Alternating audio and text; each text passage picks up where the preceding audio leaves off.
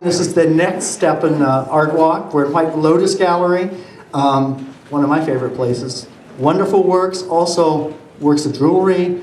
The back room's a treasure because different artists, different things, fascinating work. And featured artist here is one of my favorites. I finally got to meet him, Jon Cruson, who has certainly has a remarkable pedigree in the art world and has done some truly remarkable work based on some sketches that he took in the eastern part of the state and at a residency at Playa. So he can fill us in on the where and the why, and even explain his texture, and he'll tell us about his medium right away. So, Jon, it's a pleasure to see this show. So, give him a hand. Let's learn something. Oh, you don't use one. Not required then. Good. If you can't hear me, holler though. I had a residency in Playa in 2011, and Playa's over in southeastern Oregon. If you would go over into Bend and you go south from there. Just take a step back. It's better light for her. Thank you. There we go. And the residency lasted a month, and there were 6 other artists there at Playa, and all we had to do was work. Everything was supplied, meaning our studio, our food, our housing. All we had to do is bring our own equipment and work. I chose over at Playa it's on Summer Lake, by the way. Its elevation is 4,000 feet. Right across the back of Playa is Winter Ridge, which is 7,200 feet, so you have some elevation there if you wanted to go up and down. Basically, what I finally ended up doing was doing a lot of sketches. And from these sketches, I chose the edge of the lake on Playa. It's Summer Lake. And I covered the wall, one wall in the studio with all these sketches, and then I started painting from the sketches. Then when I came back to Eugene in my studio here, I continued working from these sketches. And so basically it's the edge of the lake. The medium is these are all on board because it was easy to carry over there rather than large canvases. It's all acrylic. So the medium is acrylic on board, and there's no media in it. I use just water for those who are acquainted with different materials. You can add other things, but I just use water. And that's basically how this series evolved. And what I find remarkable with acrylic, that you get this sense of texture that with the color pops out. I would have thought from back of the room it's oil with with other material. Instead, it's quite dynamic. No, it's just all acrylic. And also too, one of the reasons I used acrylic is all you have to do is water. You don't have to take all those solvents, and it was easier for me to work with. Also, one of the things that happens with acrylic on board, it slides easier than on canvas. So you don't have that resistance when you're working. So that's a technical thing more than anything else. So basically, I chose the edge of the lake. When you get over there, the horizon is expansive. It's basically out at the head of the Great Basin. There's not a lot of foliage. Some of it's ranch land around the lake. It's basically a dry lake over a certain period of time of the year. And there's just an awful lot of subject matter, so that I had to focus on one thing, and I just chose the ecotone. It's the edge. Some of them reflective, some of them are called ecotone. It's basically where 2 environments merge. So you have 2 ecologies happening. It's fascinating on a couple of them. You get the sense of the curvature of the Earth because of that distance. We don't get that around here. Too many trees, no way. But so that's an interesting notion there. That sense of distance. Are there any questions? We like questions. It's easier to answer questions. Yes, Dick. Good afternoon. I'm Dick Easley. kind of the factotum here at White Lotus Gallery. I do what H.P. Lynn tells me to do. But one of the things I found interesting in one of John's earlier presentations is that instead of starting off with a whiteboard, John started off with a blackboard. And I think that creates something that I haven't seen in John's work in years, and that is a sense of light that emanates from many of these pieces in a very dramatic fashion. And I think that it's sort of an interesting technique and certainly a welcome facet to this new work. What Dick's talking about is usually when a painter works on a ground that's a colored ground, it's usually white. It's a gesso ground. In my case, I used a black gesso ground.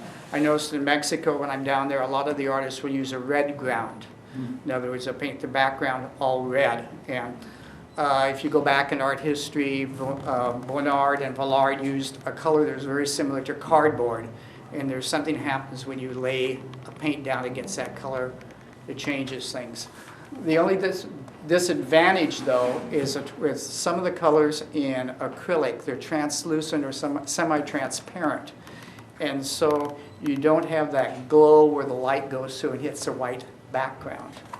On the black, it's different that way. Other questions? John, Yes? how do you think of the color after you turn your sketch back into the studio? Well, some of the sketches have notations. They'll have HIY, which means high intensity yellow. And so some of them are coded. After a number of years of painting, when you're looking at something over a period of time, I just sort of automatically register what colors I'm going to use with that sketch or those sketches. And so sometimes there are notations on my sketches. My sketches are all in black and white. I use a Sharpie. And they're about maybe a minute, 2-minute sketches, and that's it. So I just want to get the impression of what I'm seeing. So it's almost like a gesture sketch. So to get to some of these places, it looks like an aerobic experience because you're elevated for a number of these. Well, were you gasping? I mean, how did you find some of these places? Well, Winter Ridge, which is right behind Playa, the residency, is 7,200 feet. And so you can hike up on that, or you can really, if you want to go up, you drive up to the top and you look down because you're going from a 4,000 elevation to a 7,000 elevation. Or else, and back to the compound, I just hike up on the hill. So, and sometimes I drove up on certain roads and looked down. Yeah. So it changed the elevation. Besides, I like to tilt the elevation anyway, sometimes unnaturally so. The piece just behind you is a pretty good example. Yeah, this is pretty good, yeah. Yeah, nice.